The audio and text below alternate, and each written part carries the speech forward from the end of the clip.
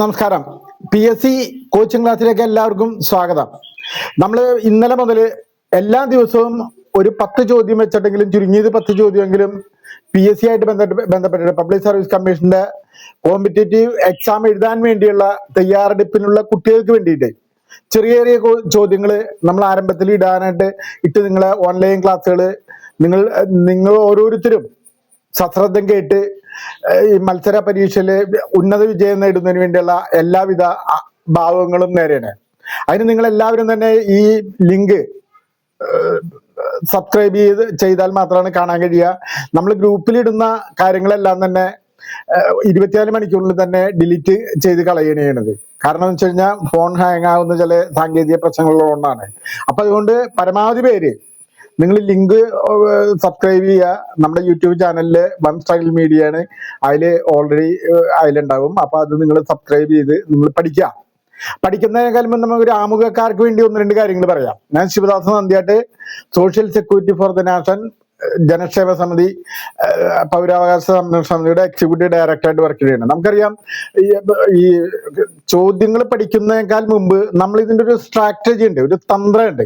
ആ തന്ത്രം നമ്മൾ കൃത്യമായിട്ട് അറിഞ്ഞിരുന്നാൽ തന്നെയാണ് ഇത് മുന്നോട്ട് പോയി നമ്മൾ നല്ല രീതിയിലുള്ള മികച്ച വിജയം കരസ്ഥമാക്കാനായിട്ട് കഴിയുള്ളൂ. അതിനുവേണ്ടി എന്ത് ചെയ്യണം? നമുക്ക് SSLC നിലവാരത്തിലുള്ളവർക്ക് ഏത് തരത്തിലുള്ള ചോദ്യങ്ങളാണ് വരാൻ സാധ്യത എന്നുള്ള കാര്യം നമ്മൾ ആദ്യം തിരിച്ചറിയണം.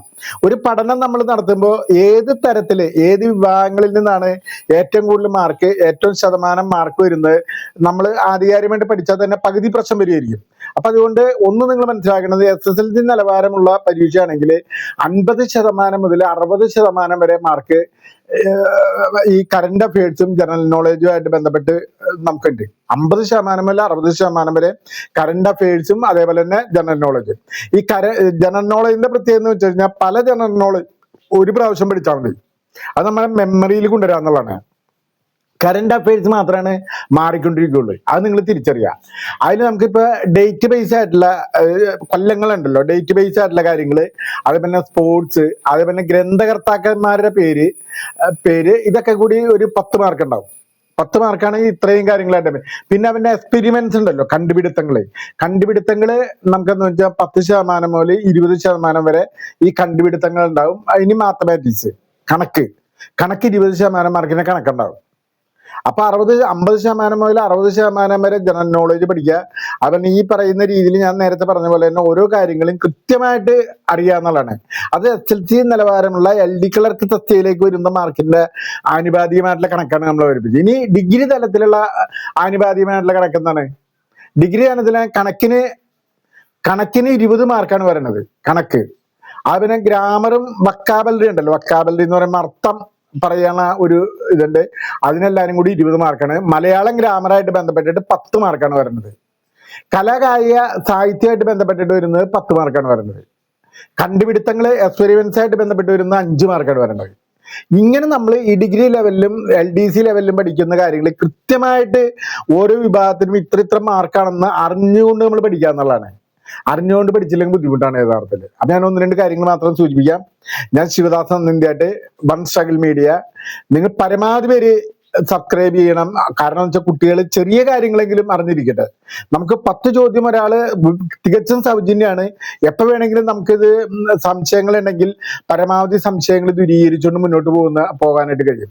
അപ്പൊ നിങ്ങൾക്ക് വേണ്ടിയാണ് നമ്മൾ ഈ കാര്യങ്ങൾ ചെയ്യുന്നത്. സൗജന്യം എന്ന് പറയുമ്പോൾ തന്നെ ഇല്ലാത്ത കാശ് ചെലവാക്കി PSC കോച്ചിങ്ങിന് പോയൊന്നും പഠിക്കേണ്ട ഒരു ആവശ്യമില്ല. അത്യാവശ്യം കുട്ടികൾക്ക് കമ്പ്യൂട്ടർ ബുദ്ധിയാണ്, കുട്ടികൾക്ക് ബുദ്ധിയുണ്ട്. ഈ തൊഴിലന്വേഷകരായിട്ട് നിൽക്കുന്നവർക്ക് തന്നെ അത്യാവശ്യം ബുദ്ധിയും കാര്യങ്ങളുണ്ട്. അപ്പൊ പരിശ്രമിച്ചാൽ നമുക്ക് 100% വിജയം കൈവരിക്കാനായിട്ട് കഴിയും. അപ്പൊ ഈ നമ്മൾ ഈ പൗരാവകാശ സംരക്ഷണത്തിൽ പറയുന്ന കാര്യങ്ങള് അക്ഷരം പ്രതി നിങ്ങൾ ശ്രദ്ധിക്കാം. നമുക്കതിൽ ഒരു പ്രത്യേക രാഷ്ട്രീയമായിട്ടുള്ള ചായ്വോ അല്ലെങ്കിൽ പ്രത്യേകമുള്ള ജാതി മത സംഘടനകളുള്ള ഒരു ചായ്വൊന്നുമില്ല. അപ്പൊ നമുക്ക് ഇന്നലെ രാജ്യസഭയെ പറ്റിയാണ് പറയുന്നത്. ഇനി നമുക്ക് വേറെ ലോകസഭയായിട്ട് 1-2 കാര്യങ്ങൾ മാത്രം സൂചിപ്പിക്കാം. ലോക്സഭയില് 543 MP ഉള്ളത്.